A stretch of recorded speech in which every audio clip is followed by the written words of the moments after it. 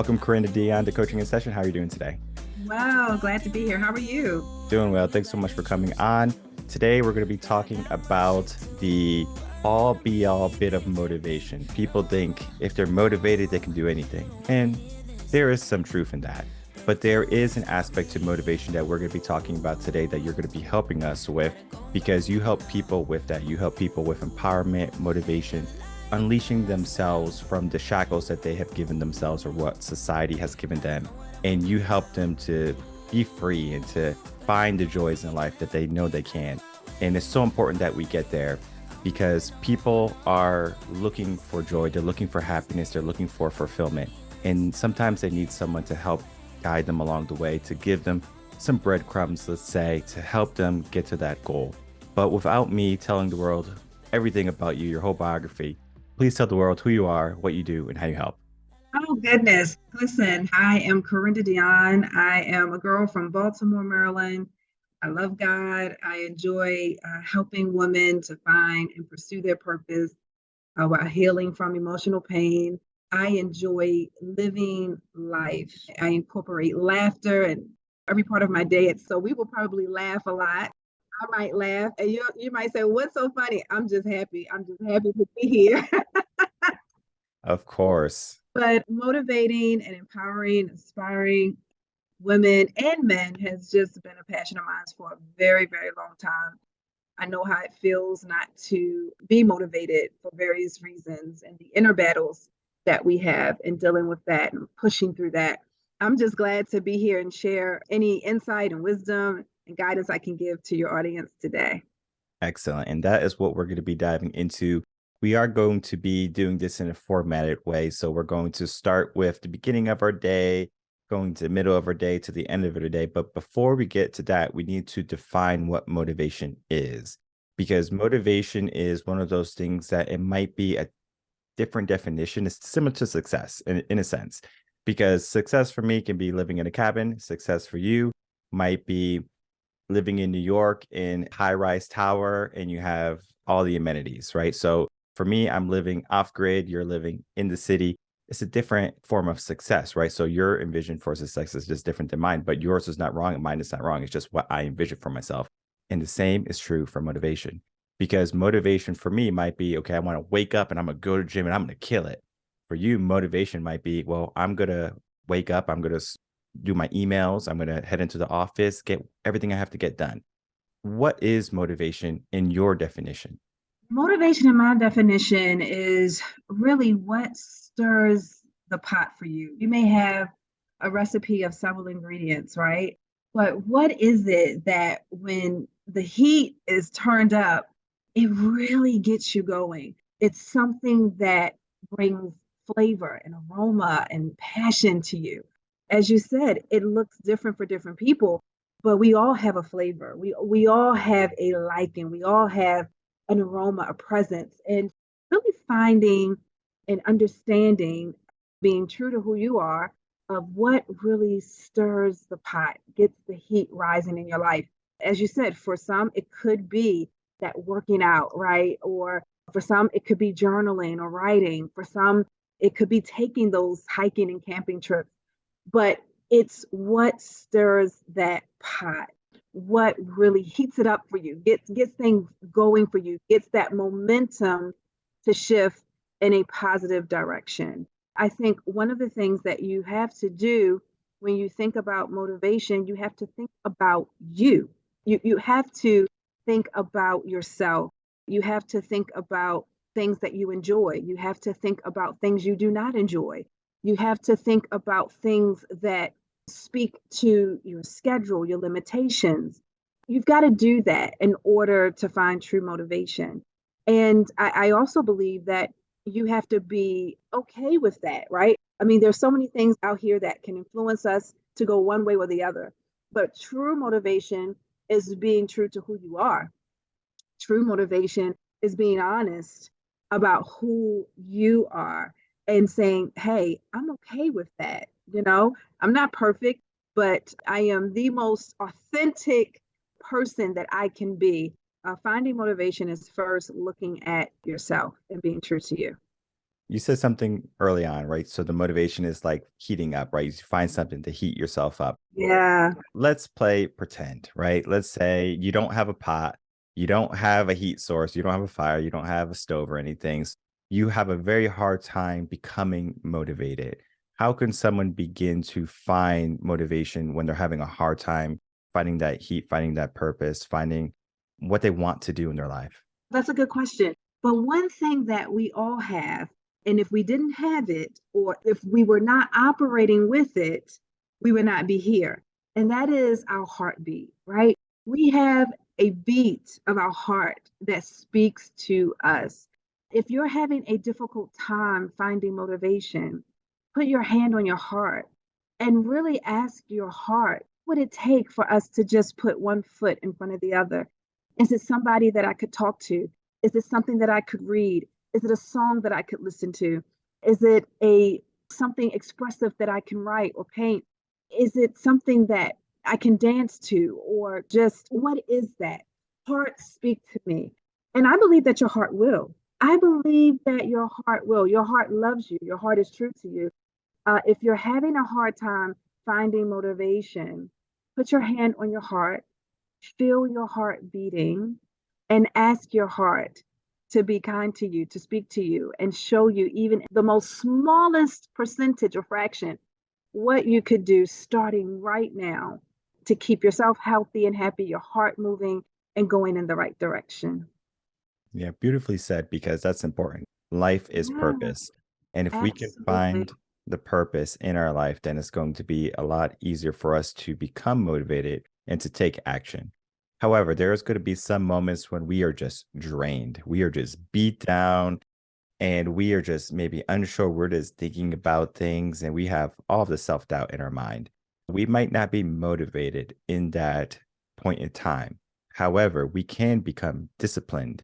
Regardless of how we feel, we still do something. For example, you might not want to wake up on Monday after a nice long weekend with your family, and you don't want to go to work working a 9 to 5 at a job you might not like, but you do it because you want to provide for your family. You do it because you want to put food on the table. You do it because you want your kids to have a better life. They might be drained by the end of the week. And yes, they're motivated to do something, right? Because they want to provide the best for their family. But is there an aspect to discipline involved into that too? Because then we are going to get into the conversation a little bit later. I'm just kind of giving you a little bit of forward thinking. Yeah. Is we're going to tie the difference between motivation and discipline, because some days you're not going to feel motivated, but you could be disciplined to do it. A great example is going to the gym. I know it's not work and you might not need to go to the gym because you might have a very hectic work where you're always walking. You don't need to go to the gym, or you just like exercising like at the park or doing yoga. So there's different things like that. But motivation when you don't feel like it Monday, and then is that discipline or is that a purpose? I think all things that are working together for us, it is for our good. I think all things have purpose, have some type of meaning, rather if it's something you could be completely exhausted from. But what you are exerting your energy towards is still purpose for something. I do think, however, discipline is necessary for settlement. Discipline is necessary to remind you of your why. Because, as you said, there are days where you just may not be motivated. But if you are disciplining yourself to make sure that I speak words over me that's going to, give me life or give me some energy or give me something to look forward to, or that I am going to make sure that I spend some time before the end of the day writing a gratitude list. I mean, I had a rough day, but when I really sit down and think about it, there's so many things that I'm grateful for, right? And so that discipline helps to ground you and keep you focused on your why. And even though sometimes that why may feel a little blurred, may feel a little frustrated, may feel a little, truth be told, a little depressing because we feel like it's just the same thing over and over again. But it's paying off. I read a book a long time ago, and it's a great book. It's called The Compound Effect. but it talks about little by little, it adds up, it pays off. That resiliency pays off. That discipline will even trigger you to say, okay, you know what? I've been focused here. And I feel like in my mindset, I'm ready to shift to something different, or I'm ready to embrace change, or I'm ready to turn negativity into my greatest momentum. So I think discipline is very vital, especially when you're looking at motivation. If you have it or the lack of, discipline is very good in helping you to stay grounded. I find motivation is something you can give yourself. For example, if you want to get in the mood, you can listen to some music, you can listen to a podcast, a motivational speech, and that can give you the boost that you need. And I think people don't understand just how much time they need in order to re-energize. You only need about 5 minutes, but people do it in the wrong way. People will go on their phones, they'll go on the sofa, watch a movie or something like that. That might not recharge you what you need, or it might not charge you the best. So think of like you have a 5 watt charger for your wireless charger for your phone, and then you have like a 45 watt charger.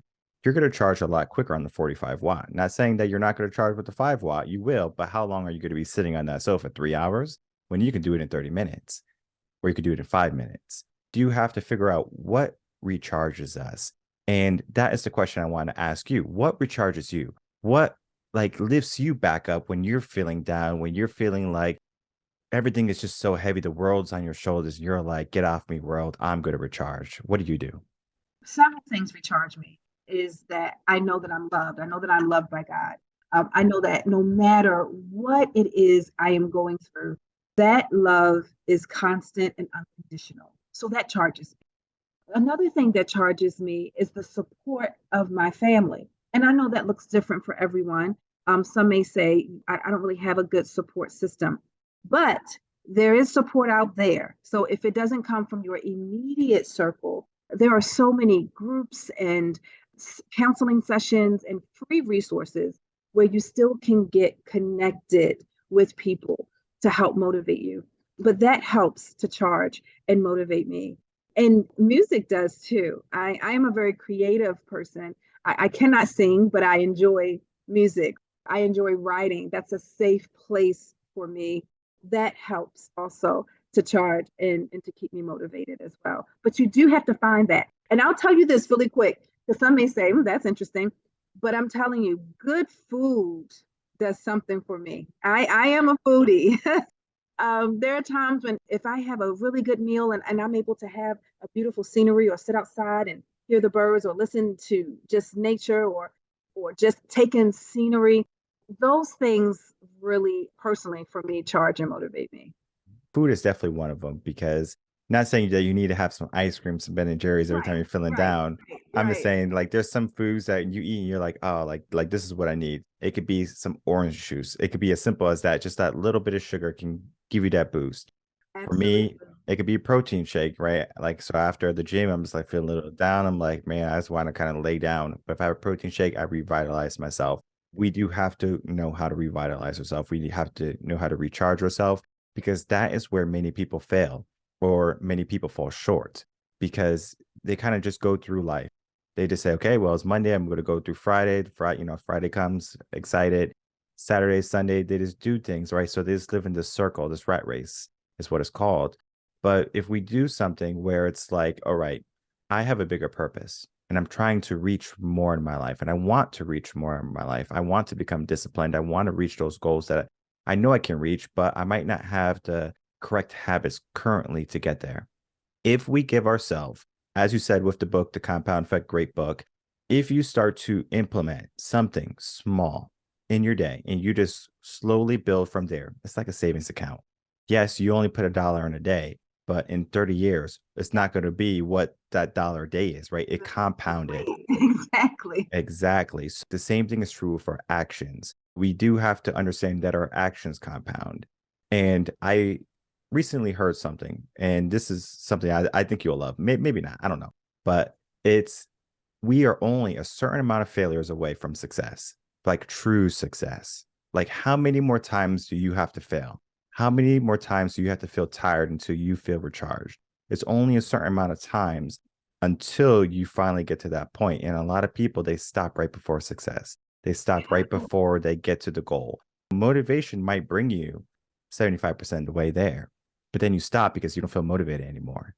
That's where Right. discipline takes over, saying, hey, Yeah. we already got 75% of the way. Let's go to the other 25% because we have already been doing that. How powerful is that to the mind and people when they understand that motivation can be a part of the puzzle, but their habits really are the wrapping paper of the gift that is life? Yeah, that seals it. It's so important because it only can take you but so far. But you have to look at habits and discipline. If you're not treating your body well or doing things that will fuel you or that is healthy for you, if you're not getting a good night's rest for whatever reason and not trying to work on helping to turn it around, all of that plays into effect. The other thing, two things really quick, if I can remember them as I'm talking. One of the things I want to share is that when you talk about going all the way, one of the things you have to do is embrace all of you. Sometimes we just become motivated on what we feel we do well. Sometimes we become motivated on what other people tell us we do well. But there's always a flip side. There's always a flip side. And there's a side of you that there's weakness. There are things that you may not be proud of. There are things that you struggle with. There are things that it's hard for you to face. There are things that you ignore and dismiss. But to get you over to the other side of success, yes, it takes motivation. Yes, it takes discipline and good habits, but it also takes you saying yes to all of you. The side that you love and other people love, and the side that you don't love so much and that other people may not know about so much. But you've got to embrace it all. It's so important. And it leads me to my second point that when you think about motivation and as it leads you to purpose and alignment and success, you cannot be afraid to talk about your scars. Sometimes it is your scars that identify you. Sometimes it is sharing your scars, your hardships, your pain, the push that will help somebody else. And so it's not only elevating you into a level in a space of maturity and acceptance and forgiveness and love and cultivation and harvest, but it's also helping someone else be the best that they can be. When you get to like motivational speakers and, like coaches and things like that, people don't work with these people or go to their seminars because they have the perfect life. They go because they had some hardship. And this person is relatable. They're human. We do have to understand that we're all human and we all Yes. make mistakes. We all learn Yes. and we all grow. And it's important that we understand that. And it's very easy for people to go into these workshops and sit down and see someone perfect, but they don't understand that that person had to go through so much hardship, had to go through so much challenge to be on that stage. You are right now at that point where you might just be getting ready to go on stage, but you have to go through that hardship. You have to go through that challenge. You have to go through that struggle. At the end of it, you are coming out as a survivor, you're coming out as a victor. Now you can say, this is my story. This is how I did it. I Yeah. want to share that with people. One of the things that I think people have a very difficult time with is the concept of healthy society, because they might see what's happening in the world and they say, well, this is normal. It's normal to take antidepressants. It's normal to be stressed out because of work. It's normal to be in fear because we watch all this social media news and stuff like that, where we're always in the consistent, which is not healthy behavior of a toxic world where people don't want to feel motivated. They don't want to feel disciplined because they're like, you know what? Everything is so negative around me. What's the point? Now, we did talk about the point, but how do we counteract that negative society? How do we counteract that negative world, our negative friends, the people we might love the most? They might be negative in some aspect, in some regard. What do we do with them? That's a good question. I think that one of the things you have to do is you have to have someone that is a safe place for you to filter through things. You have to have someone that is trustworthy in your circle, in your life, that you can talk to and you can filter things that you're starting to see and recognize and be sensitive that is hindering you or causing you to have emotional baggage, toxins, whatever. But you need that person. You really, really need that person because you can't do this thing by yourself. You can't do this thing alone. It doesn't matter how great you think you are, you need someone. We are stronger together. It's very important to have that individual in your life that you know they are a safe place. That's very important. They are trustworthy. That's very important. Until you may, if you don't have that person right now, and until you find that person, I would highly suggest that you write. Writing is important. It doesn't have to be very formal. Don't worry about grammar. If you need to get it all out, use whatever you got to say. If that's what it takes, then do it. I'm a firm believer. Do it, right? Because you need to, at times, there's that transparent, raw side. I mean, you got to be clear with really where you are, what's happening, what's going on. It's very important. I think that it's crucial to have that person in your life as you are moving forward to help filter some of those things that are happening. You also have to sometimes just let people go or cut some ties. And I know that can be hard. And I know with family, that can be very difficult. I'm not saying you have to be rude. I'm not saying you have to be disrespectful. But what I'm saying is you can choose, right, the time or the energy that you're going to put into that. It's a decision. A lot of things that we do comes down to choice, comes down to the decisions that we make. If you know you had a really good day, you're moving forward with some things, and right at the 6 o'clock hour, negative Nancy, cousin Nancy, who's negative, is calling. And sorry, I'm not saying every Nancy's negative, but just example, but calls and you know she's going to have something negative to say, or she's just not going to be that person that's going to keep you uplifted at that time. Do not answer. Let her know I'll call you back. Let her know I'll get with you at another time. It's okay to protect your space, to protect your moment, to protect your experience and your now, you know, being fully in of what you're doing at that present. It's okay to protect that if it's family or friends, and you have to be okay with doing that. I hope that makes sense. No, it makes sense. I do want some advice from you because if someone calls my phone, and people call my phone all the time, this phone's off the hook. It was just ringing right now while we're I recording, believe it. and it's a problem because sometimes people will call. I see who's calling. I go, I don't want to answer that phone call. Do I answer that phone call, or do I say my sanity, my progress is more important than having to deal with this negative person for the next 5 minutes? Because then that might drag me down for the next hour. It will. Oh my gosh. And you don't understand. First of all, don't answer the call. And you don't understand how energy is powerful. When that energy is released, and I know for me, I have to be very careful because I tend to take on the energy of others. I tend to start carrying their weight. And I'm like, oh, no, no, no, no, no, no, no. We're not doing that today. It is okay to protect your space. If it's your mindset, if it's your heart, it's okay to say, no, we're not doing that today. I wouldn't answer the call when time allots and it's a better time and space, so be it. And still in that, I would have some boundaries. I told clients and people that I speak to, setting healthy boundaries is not negotiable. You have to do that in your life. It's so important to set healthy boundaries because if not, you are going to have a chaotic life and it's not a way to live in purpose. So you've got to set healthy boundaries. But you will become the villain because people were Yeah. like, "Oh, you don't want to talk to me. You're very strict." And if I say something, it's like I'm walking on eggshells with you. But what I will say to that is that there's going to be people in your life. You don't need many. You need like maybe two, maybe five most. It's like people who are just like your go-getters, right? People who want to see you win just as much as they want to win. Most people, I'm not saying everyone, but most people, they will have some resentment if they see you doing better than them. It's just because Yeah. they feel inferior. They were like, well, like Michael's doing really good and I'm not really doing that well. I'm going to try to do something to bring him down, to detract from him. And we do have to understand that people will do that subconsciously or unconsciously. It might not be like malicious, but we do have to understand that our time is very valuable. And we do have to have a community of strong, healthy people in our life.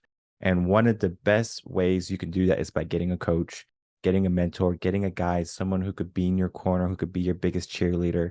And what we were talking about today was we can help you, right? We can be that person in your life. As we begin to wrap up, I would love for you to tell everyone some final words and then to please tell the audience where they can find you so they can reach out to you. Oh my goodness.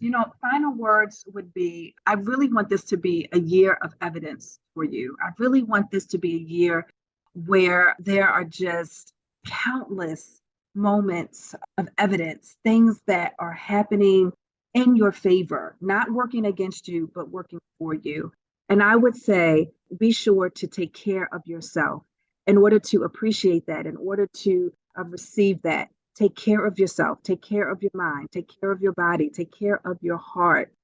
And those times in which you feel that you don't know where to turn, put your hand there, feel the beat of your heart, and just be grateful that you have another opportunity. You have another chance to put one foot in front of the other and to move forward gracefully. And if you're in a situation where you feel that you have just messed up, it's okay. We all do. We all have a backstory. Do not be ashamed of what your backstory is, your scars, because those scars will help to identify you. They will help to take you to a greater level and help you to help others be the best that they can be. Now, I would love to connect with you. So please be sure to follow me. You can find me on my website at carendadeonne.com. I am also on Instagram and Facebook at Carenda Deonne. Definitely, you can find me there, and I would love to connect with you. And I will definitely make it easy for everyone to follow you.